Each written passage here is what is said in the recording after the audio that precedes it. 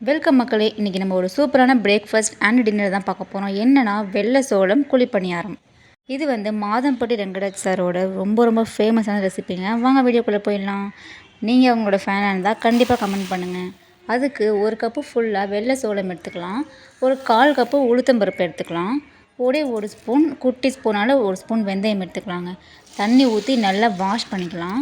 இதில் நான் ஒரு அரிசி கூட சேர்க்கவே இல்லைங்க. பாருங்கள், நல்லா வாஷ் பண்ணிவிட்டு தண்ணி ஊற்றி ஒரு 8 மணி நேரம் ஊற வச்சிடலாங்க. நைட்டு ஒரு 10 மணிக்கு ஊற வச்சிங்கன்னா காலையில் ஒரு 6 மணிக்கெலாம் நீங்கள் அடைச்சிடலாம். அது பாருங்கள், மூடி வச்சாச்சு. காலையில் ஆகிடுச்சி. இப்போ எடுத்து பார்த்திங்கன்னா நல்லா பெருசாக ஊறியிருக்கும். நம்ம 3 டைம் வாஷ் பண்ணதுனால இந்த தண்ணியை ஊற்றியே நம்ம அடைச்சிடலாங்க. கிரைண்டரில் போட்டு பாருங்கள், நல்லா நைஸாக அரைச்சி எடுத்துடலாம். நம்ம தோசை மாவுலாம் அரைப்போம்ல, அந்த மாதிரி நைஸாக அரைச்சி எடுத்துடலாங்க. இதுக்கு தேவையான கல் உப்பு போட்டுடலாம். பாருங்கள், நல்லா நைஸாக அடிச்சிடுச்சு. இதை வந்து நம்ம ஒரு பாத்திரத்தில் ட்ரான்ஸ்ஃபர் பண்ணிடலாங்க. கடைசியில் கிரைண்டரில் கொஞ்சமாக தண்ணி ஊற்றி நல்லா வாஷ் பண்ணிவிட்டு இந்த மாவுலேயே கொட்டிடுங்க. தண்ணி வந்து நம்மளுக்கு தேவைப்படுங்க, அது தண்ணி. அதனால் இதில் கொட்டி நல்லா கலக்கி விட்டுடலாம்.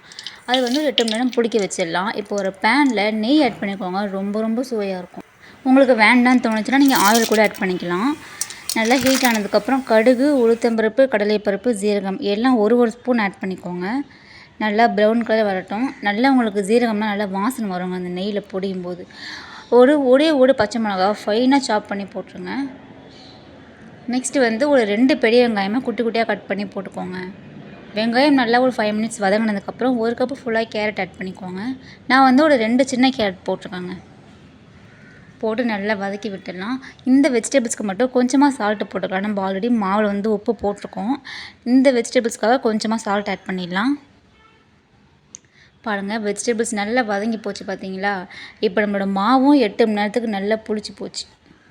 காலையில் அடைச்சோம், நைட் ஆகிடுச்சி. பார்த்தீங்களா எப்படி பொங்கி வந்திருக்கு பார்த்தீங்களா. இந்த ஸ்டேஜில் நம்ம வதக்கி வச்சுருக்கோம்ல வெஜிடபிள்ஸ் எல்லாத்தையுமே இது கூட நம்ம ஆட் பண்ணிடலாங்க. அரிசி சேர்க்காததுனால இதில் நிறைய சத்துக்கள் இருக்குங்க. சுகர் பேஷண்ட்லாம் தாராளமாக நைட்டு கூட வந்து டின்னராக அதை சாப்பிட்லாங்க. ஸ்நாக்ஸாக கூட சாப்பிட்லாம். ரொம்ப டேஸ்ட்டாக இருந்துச்சு. இப்போ எப்போதும் மாதிரி நம்ம குழிப்பணியாரத்தில் அந்த கல்லில் ஊற்றி நம்ம எடுத்துடலாங்க. இது உங்களுக்கு நெய் வேணால் ஆட் பண்ணிக்கலாம். அப்படி இல்லைனா எண்ணெய் தான் பிடிக்கும் அப்படின்னா நீங்கள் எண்ணெய் கூட நீங்கள் போட்டு பண்ணிடலாம்.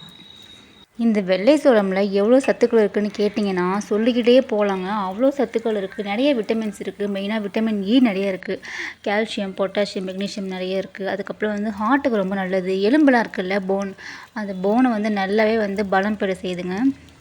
டைஜஷன் பிரச்சனை இருந்ததுன்னா அதை கூட சரி செய்யலாம். வெயிட் லாஸ் பண்ணணும்னு நினைக்கிறவங்க இந்த வெள்ளை சோளம் உருண்டை சாப்பிட்லாம். கஞ்சியாக போட்டு குடிக்கலாம். சாதமாக கூட வடித்து சாப்பிட்லாங்க.